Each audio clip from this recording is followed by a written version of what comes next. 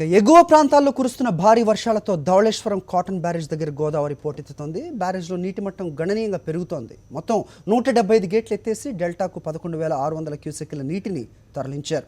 గోదావరికి వరదతో దిగువనున్న లంకలు లోతట్టు ప్రాంతాల్లోకి నీరు చేరుతోంది. వరద పరిస్థితికి సంబంధించి మరింత సమాచారం మా ప్రతినిధి హరీష్ అందిస్తారు. Over to you Harish. Dhavaleswaram barrage వద్ద గోదావరి నీటి మట్టం భారీగా పెరుగుతుంది. ముఖ్యంగా ఎగువ ప్రాంతాల్లో మహారాష్ట్రలో భారీగా వర్షాలు పడడం, ఒక నాసిక్లో 9 గంటల్లోనే 99 సెంటీమీటర్ల వర్షపాతం పడడంతో దాని పరివశాతం దిగువ ప్రాంతమైన ఈ ధవళేశ్వరం కాటన్ బ్యారేజ్ వద్ద కనిపిస్తుంది. ఇదే ఎండింగ్ పాయింట్. సముద్రంలో నీరు కలవటానికి, గోదావరి నీరు కలవటానికి ఉన్న మొదటి ప్రాంతం ఇది. ఇక్కడ ప్రస్తుతం 10,92,000 క్యూసెక్కుల నీటిని ప్రస్తుతం ఎగువ నుంచి వస్తున్న నీటిని విడుదల చేస్తున్నారు. అదేవిధంగా డెల్టాకు 11,600 క్యూసెక్కుల నీటిని విడుదల చేస్తున్నారు. పెద్ద ఎత్తు ఇప్పటికే కొన్ని వందల టీఎంసీల నీరు సముద్రంలో కలిసిపోయింది. మరోవైపు బ్యారేజీకి సంబంధించి 175 గేట్లు కూడా పూర్తిగా ఎత్తివేయడం జరిగింది. నీటిని యథావిధిగా కిందకు వదులుతున్నారు. దాదాపు 99% నీటిని సముద్రంలోకి వదిలేయడం జరుగుతుంది. ముఖ్యంగా రిజర్వాయర్, ఈ నీటిని ఒడిసిపట్టి పోలవరం రిజర్వాయర్, ఇప్పటివరకు పోలవరం ప్రాజెక్టు పూర్తి కాకపోవడం, పోలవరం రిజర్వాయర్ లేకపోవడంతో ఇప్పుడు మనం చూస్తున్న నీరు మొత్తం సముద్రం పాలవుతుంది. మరోవైపు ఎగువ ప్రాంతమైన భద్రాచలం వద్ద నీటి మట్టం క్రమేపీ పెరుగుతూ ఉంది. ప్రస్తుతం 53 అడుగులుగా ఉంది. దీని పర్యవసానంతో తూర్పుగోదావరి జిల్లాలో ముఖ్యంగా ఏజెన్సీ ప్రాంతాలైన దేవీపట్నం, పూర్తిగా దాదాపు దేవీపట్నం మండలంలో అనేక ప్రాంతాలు నీట మునిగాయి. దేవీపట్నం మండల పరిసర ప్రాంతాల చుట్టూ కూడా నీరు చేరింది. లోతట్టు ప్రాంతాల్లో ఇప్పటికీ నీరు చేరిపోయింది.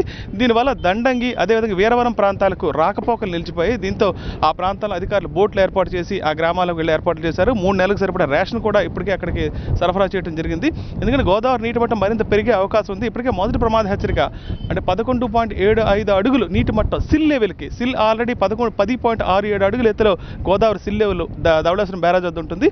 దానిపైన మరో 12.3 అడుగుల మేర ఇప్పుడు నీరు ప్రవహిస్తుంది. దీంతో గోదావరి బ్యారేజ్ దగ్గర నీటి మట్టం దాదాపు 14.5 మీటర్ల వరకు ఉందని చెప్పొచ్చు. ఇంత పెద్ద ఎత్తున నీరు ప్రవహించడంతో దిగువ ప్రాంతాల్లో చాలా వరకు ఇప్పటికీ నీరు చేరిపోయింది.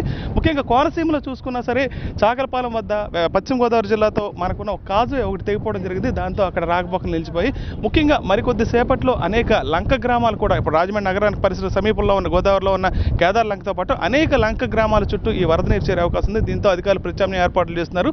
లోతట్టు ప్రాంతాల్లో వారిని సురక్షిత ప్రాంతాలకు తీసుకెళ్లే ఏర్పాట్లు చేస్తున్నారు. అదేవిధంగా చాలా చోట్ల పడవలు ఏర్పాటు చేసి రాకపోకలు తెగిపోయిన గ్రామాల నుంచి గ్రామస్తులు సురక్షితంగా బయటికి తీసుకొచ్చే ఏర్పాట్లు ఇప్పటికే చేస్తున్నారు. ప్రస్తుతానికైతే పరిస్థితి ప్రశాంతంగా ఉంది. ఈ ఏర్పాట్లు పూర్తి చేసిన తర్వాత మొత్తం అంటే గోదావరి నీటి మట్టం మరికొద్ది సేపట్లో ఇంకా పెరిగే అవకాశం ఉంది. ఎందుకంటే భద్రాచలం దగ్గర నీటి మట్టం 53 అడుగులు. అంటే దాని ప్రభావం తూర్పుగోదావరి జిల్లా మీద కనిపించాలంటే మరో 16 నుంచి 18 గంటలు, అంటే రేపు సాయంత్రం వరకు వరద మట్టం, నీటి మట్టం ఇదే విధంగా కొనసాగే అవకాశం ఉంది. ధవళేశ్వరం బ్యారేజ్ నుంచి video just Harish for Sakshi news.